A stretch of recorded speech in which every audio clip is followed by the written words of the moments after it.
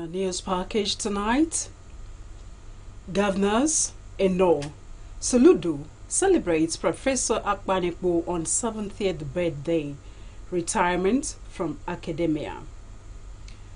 Works Minister Umahi to flag off construction of sections 3 and 4 of Lagos Calabar Coastal Highway in Akwa Ibom this week.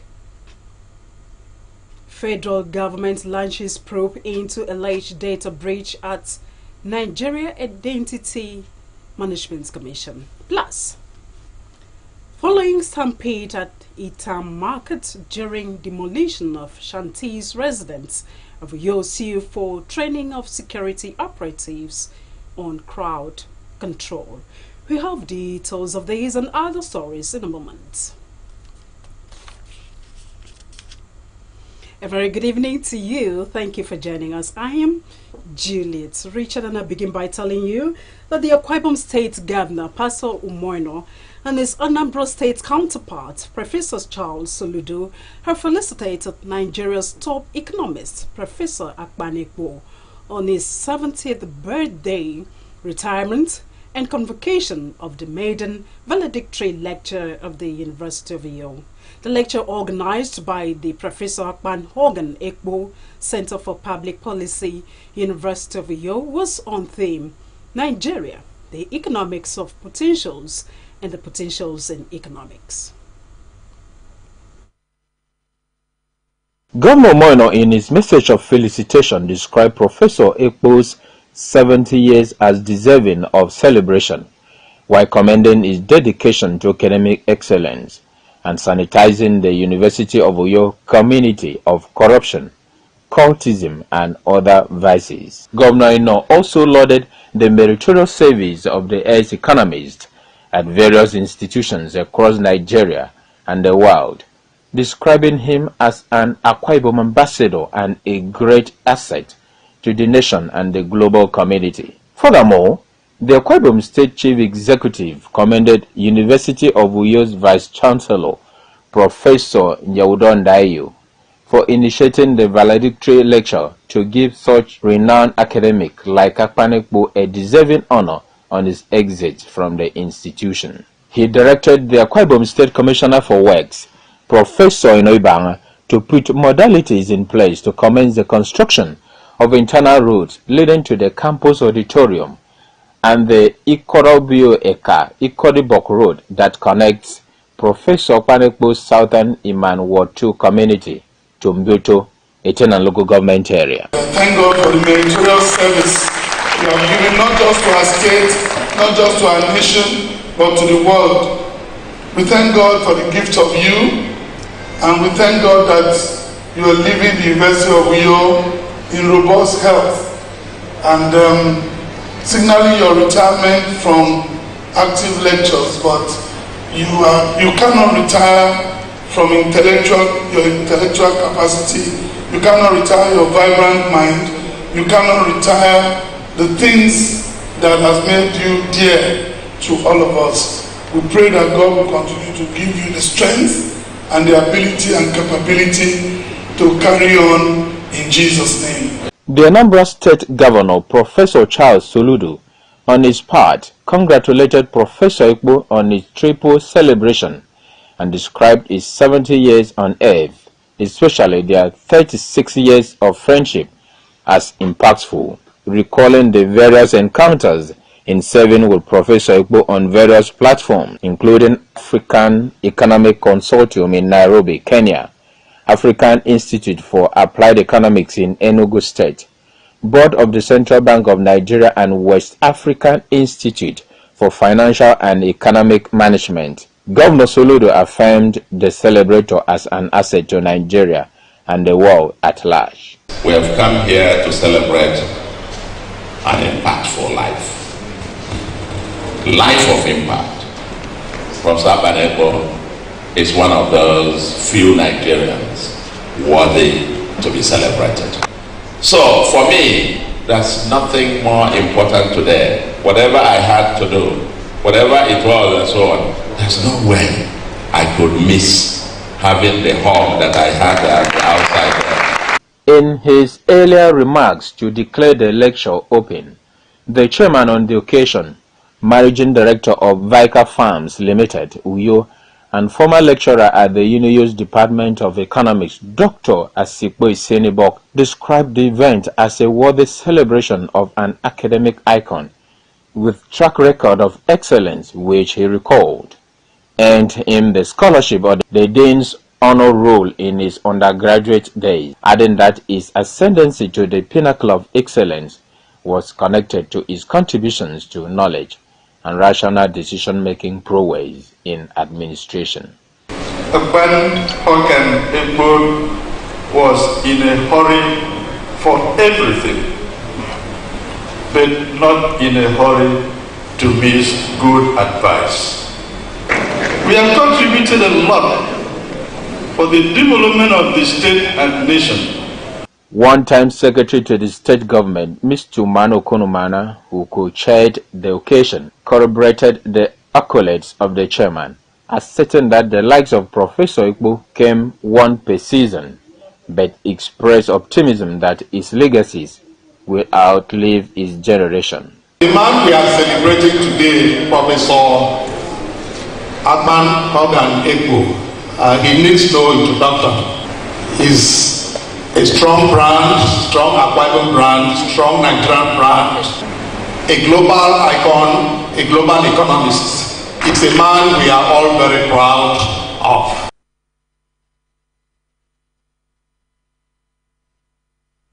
Akwa beckons as a major tourism hub and business belt of the country following federal government's decision to commence the construction of Section 3 and 4 of Lagos-Calabar Coastal Highway in the state.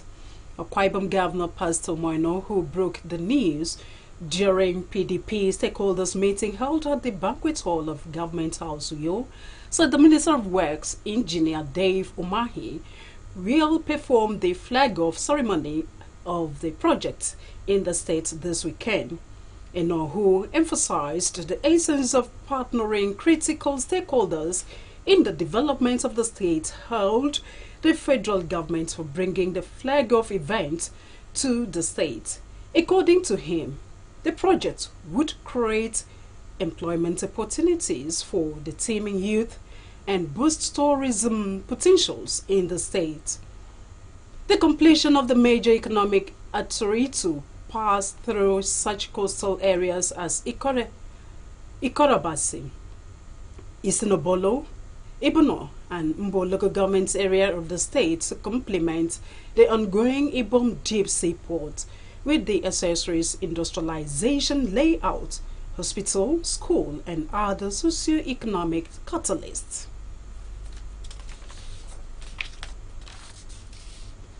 Akwa Ibom women have been encouraged to constantly live a life of thanksgiving and gratitude to God for His grace and blessings on their lives in spite of life's uncertainties.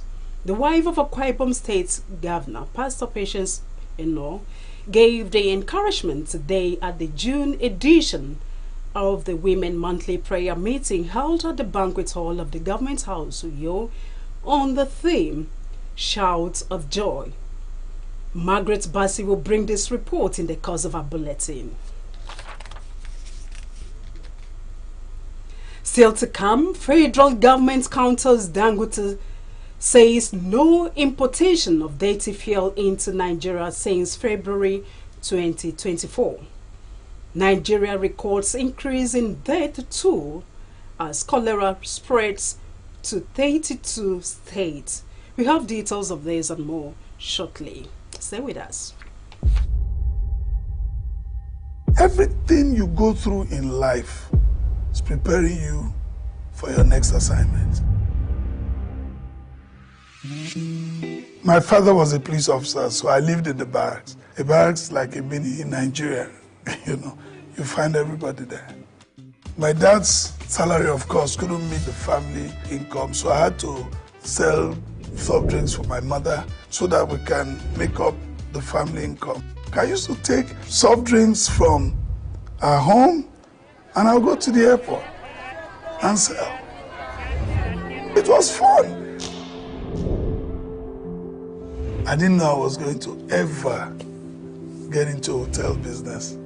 So eventually, my coke hawking helped me later in life when I started running my hotel. Those little things you did became building blocks for my later days in life. And you know what? My house was built on the same street I used to go through to hawk. And so everybody that saw me hawk these soft drinks for my mother, when I bought a land there and built my house, all of those people were still alive. It's like, some of them had to breed their children. Look at me mentor these kids.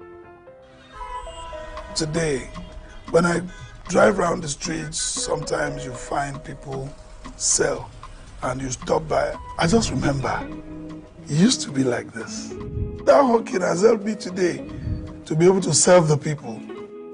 Accept the things you can't change and change the things you can, and ensure that you just have the fear of God in you. I think the only person that can stop you from achieving what God has set out for you is you.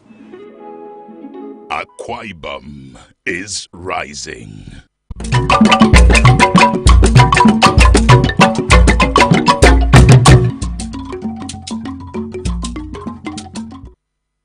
To have you back, we bring you the rest of our stories. Local government chairmen in Akwa Ibom State have been advised to practice financial prudence and to operate within their annual budgetary provision. The advice was given by the Akwa Ibom State House of Assembly Committee on Public Accounts on the final day of its assessment of local government audit query responses from the Office of the Auditor General for Local Government. Legislative Affairs reporter Uyokoswa completes the story. The committee, which is chaired by the Ibom State Constituency Representative, Mr. Eric Akpan, advised against writing off unremitted advances and deposits within a fiscal year, encouraging directors of finance to be more pragmatic and professional. The committee commended Akbc, Nseretai and Etemekbo local government councils for their adherence to operational principles. These unreturned advances, we know that you cannot return it in totality because the annual budget of the local government cannot accommodate it. But what we want to see is evidence of action taken to reduce. That's what we want to see. So I'm sure that you have advised the current chairman properly. Local government councils that appeared before the committee on the last day of the exercise were Nseretai, Uronko, Eastern Obolu, Akbc, Etemekbo, and Urefong Uruku. Uyoko Uswa, Akbc News.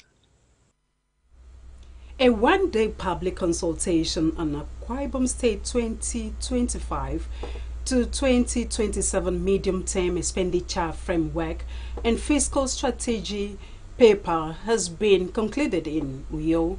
The exercise was in fulfillment of the state's fiscal responsibility law to open up budget preparation process to citizen participation. Uyokoswa reports. Addressing the gathering, the Commissioner for Economic Development, who was represented by the Permanent Secretary in the Ministry, Mr. Christopher Udo, said the state's 2025 to 2027 medium-term expenditure framework and fiscal strategy paper is being prepared against the backdrop of a tense global economy that exerts more uncertainties on the nation. We are present in this form today will go a long way to boost the morale of the 2025 to 2027 MA and FSP committee and for them to produce a final document, which will be internationally accepted. Let me acknowledge the goodwill of all stakeholders for this event and for finding time to share their thoughts with us despite tight schedules. The Commissioner for Finance, Dr. Linus Nkan, while clarifying that the 2025 budget is to take its base from the approved 2025 to 2027 medium-term expenditure framework, noted that involving the citizens in the budget preparation allows for transparency and good governance. The chairman, House of Assembly Committee on Economic Planning and Development, Dr. Nsidibe Akata, and his counterpart, who chairs the House Committee on Appropriation and Finance, Dr. Itoru Etem, said the House of Assembly would be pleased to see the draft 2025 to 2027 medium-term expenditure framework laid before it for consideration within the timeline provided by the State Fiscal Responsibility Law. We were working on realistic budgets. We need to look at the papers, the figures, and the items, so we don't get to repeat things. And I think to make that done is to start early. So we'll have all the time to look at it, confirm that it has been done. Others who commended the public consultation included the United States Agency for International Development State-to-State Representative in Akwa Ibom, Mr. Edward Naki, and Mr. Mfon Gabriel of the civil society organizations. The event featured the presentation of the draft medium-term expenditure framework and fiscal strategy paper document and discussion on citizens-dominated projects and programs for the proposed 2025 budget. Uyoko Uswa, Akbc News. It was a riotous scene yesterday at the town market axis of Uyo capital city. Sellers and passers-by scampered for safety following the detonation of tear gas canisters in the course of demolition of unapproved structures by UCCDA. Florence Umoito, who happened to be passing through the area, filed in the report, which will be brought to you in subsequent bulletin. The federal government has launched an investigation into the alleged unauthorized sale of National Identification Number (NIN), following revelations that the personal data of Nigerians were available for purchase online at a fee. The revelation has sparked widespread concern regarding the protection of individual privacy rights and potential economic repercussions. The Minister of Communications, Innovation and Digital Economy, Dr. Buzan Tijani, while addressing the issue, confirmed he had begun discussion with the Minister of Interior, Olubami Tunji Oyo, on the matter. The Minister of Interior currently oversees the National Identity Management Commission, the body responsible for managing Nigeria's identity database.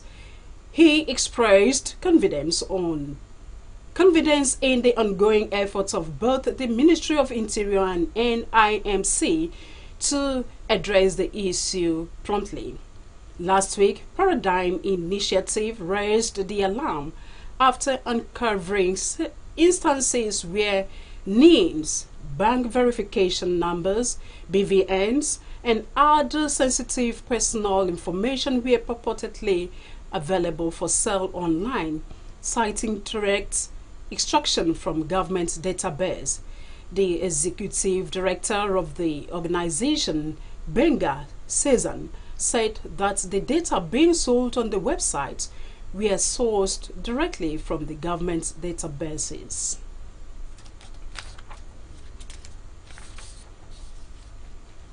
The federal government on Tuesday declared that there was no importation of dirty fuel into Nigeria, countering the recent position of an official of Dangote Petroleum Refinery. It declared this after meeting with the oil marketers and local refiners of crude oil in Abuja, where parties at the meeting disclosed issues about refined products that are produced in Nigeria. Speaking through the Nigeria Midstream and Downstream Petroleum Regulatory Authority, while reacting to claims of dirty fuel importation into Nigeria, the government stated that refined petroleum products with high sulfur contents were last imported in February, stressing that this had since been addressed by the regulator. It was reported on Monday that the Vice President, Oil and Gas at Dangote Industries Limited, Devakuma Edwin, accused the Nigeria Midstream and Downstream Petroleum Regulatory Authority of granting licenses indiscriminately to marketers to import deity-defined products into the country.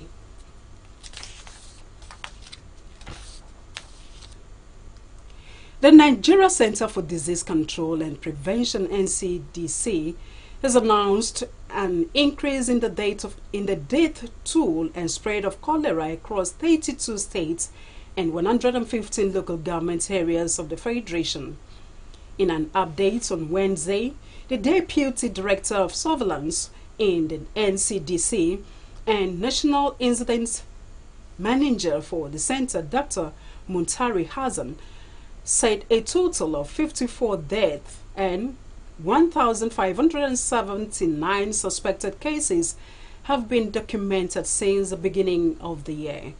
On Monday, the agency announced that as of June 24, 2024, 53 deaths and 1,528 suspected cases of cholera across 31 states and 107 local government areas in Nigeria since the beginning of the year, with a case fatality rate of 3.5%. Nigeria has been placed on high risk of increased cholera transmission and impact due to the rainy season. And that's all we have for you tonight. But before we go, a quick look at the top stories.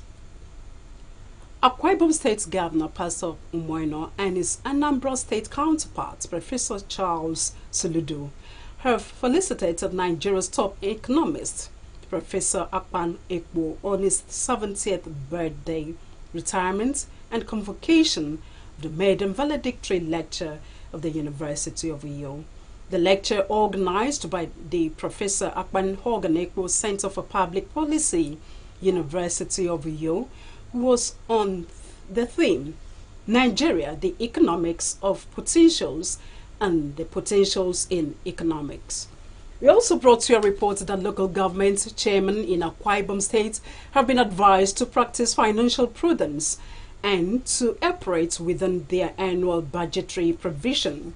The advice was given by the Akwa Ibom State House of Assembly Committee on Public Accounts on the final day of its assessment of local government audit queries responses from the Office of the Auditor General for Local Government.